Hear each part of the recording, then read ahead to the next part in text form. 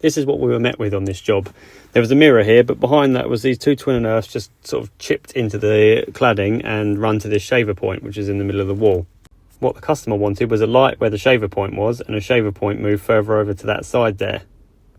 Ideally without making any additional damage, because they are getting the cladding repaired and painted, but didn't want to add any damage to that if they could help it.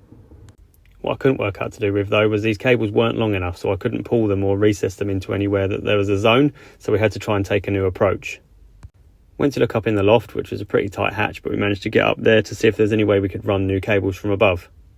There was a drop down the eaves, so it was very much a hope for the best, and we'll see what we could do.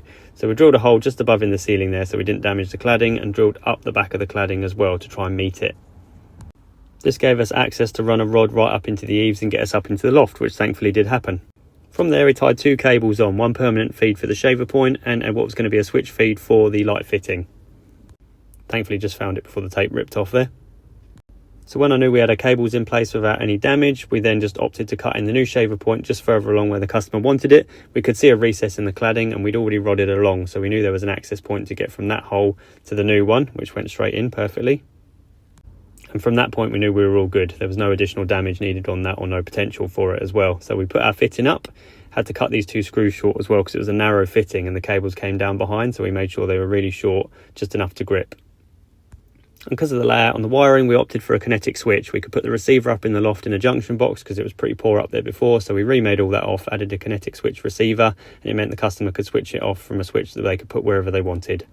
A little bit of backfilling on the only hole we had to make, thankfully, and no additional damage to the cladding. And then as usual, it was the clean-up, as clean and wipe down of the floor. So just to run through now, we have taken away the cables over here, so we've got no more hideous surface cables. They've now been run down in the zone behind the wall to the fitting. We've got one doing the fitting, which is on the kinetic switch. And then from that point there, the cable then comes along within the zone to the shaver point as well. We have a permanent feed for the shaver point. So exactly what the customer wanted, but without the hideous cables run surface, and they can now be patched up. Apparently someone's coming to repair the cladding, and hopefully once that's done, it'll be no sign.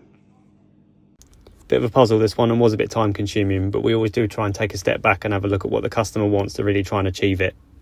Let us know if you've done anything different, and as always, thanks for watching and follow us for more.